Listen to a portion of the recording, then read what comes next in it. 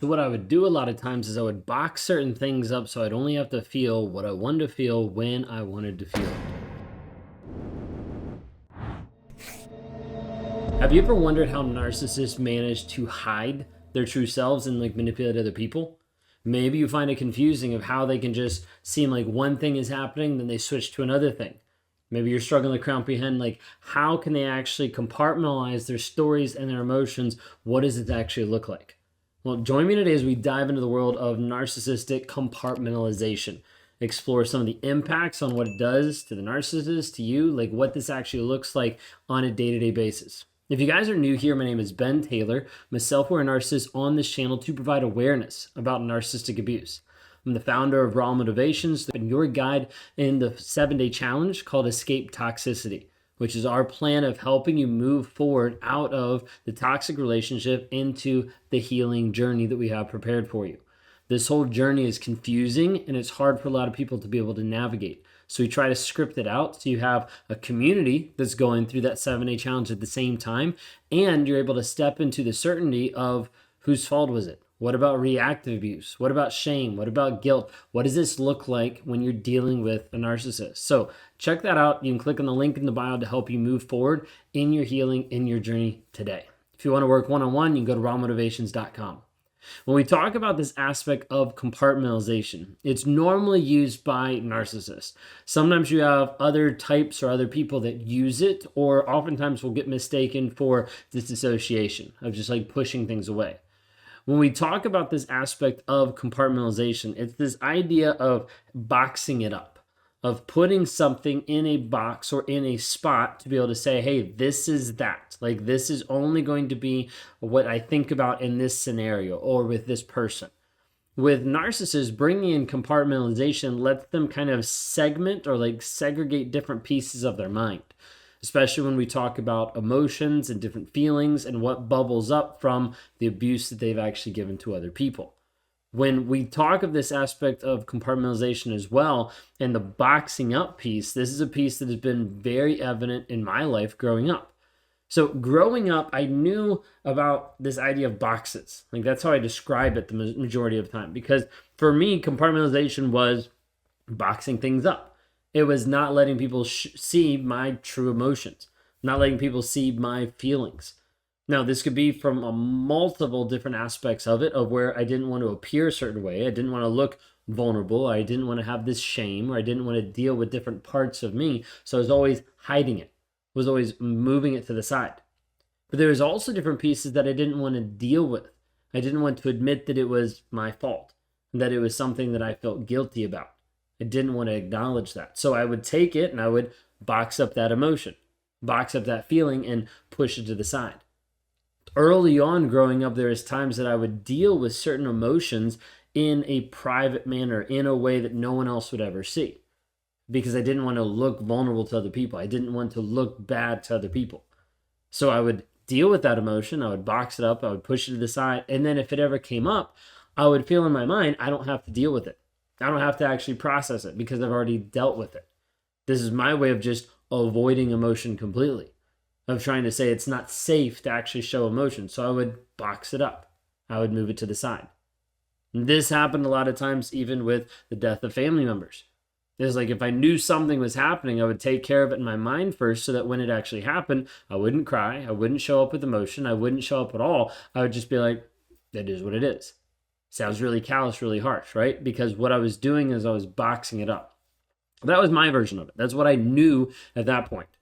Now, with stepping farther into life and growing up more and then getting engaged, getting married, and then the affairs that happened after that, boxing and using compartmentalization was a tool that I would use to manipulate, and a tool to continue to do this over and over and over again.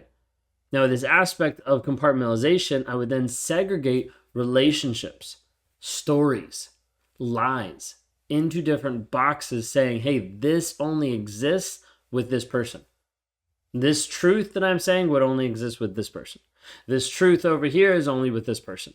This lie is actually to this group of people over here.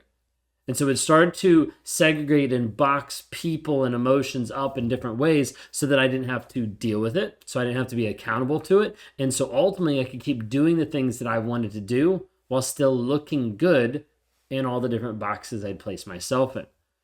Like this aspect of compartmentalization, I would get to the place of employing and using so that I could actually avoid conflicting realities, like avoid emotional pain of me being wrong.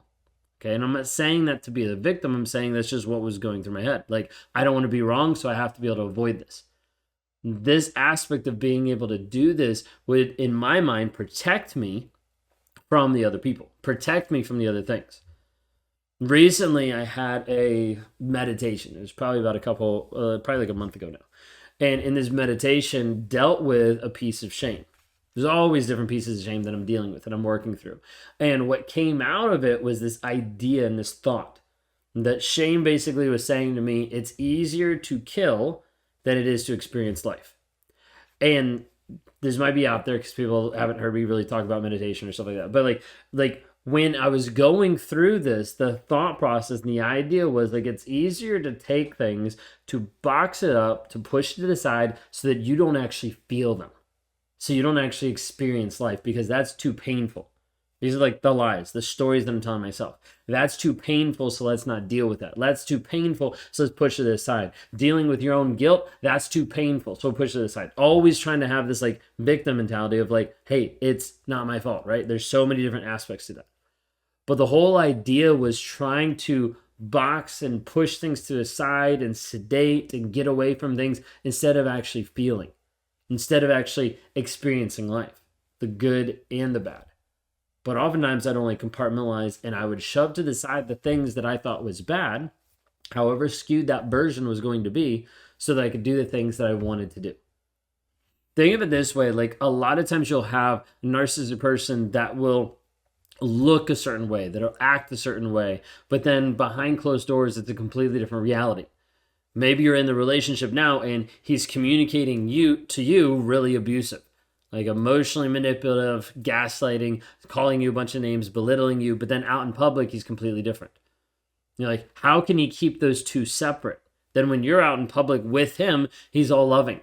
He's like, oh my gosh, he's like the best person ever. Like all these things, you're like, this is not the same person. A lot of what's happening is compartmentalization. Is he's pulling from different boxes based on the people that he's around. So the people that he's around now, let's say his family members, and he's acting all loving to you, that's the box that he has to conform to. That's the box that he has to live in so he looks good, so he looks acceptable to what's happening there. Narcissists will do this over and over to box up different things to try to get the best reality.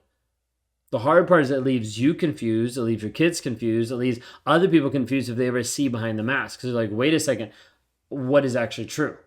This provides cognitive dissonance, a bunch of things that keeps you locked into the relationship. When a narcissist boxes up their stories, they don't delete them. They know they're there. It's not like they get rid of them.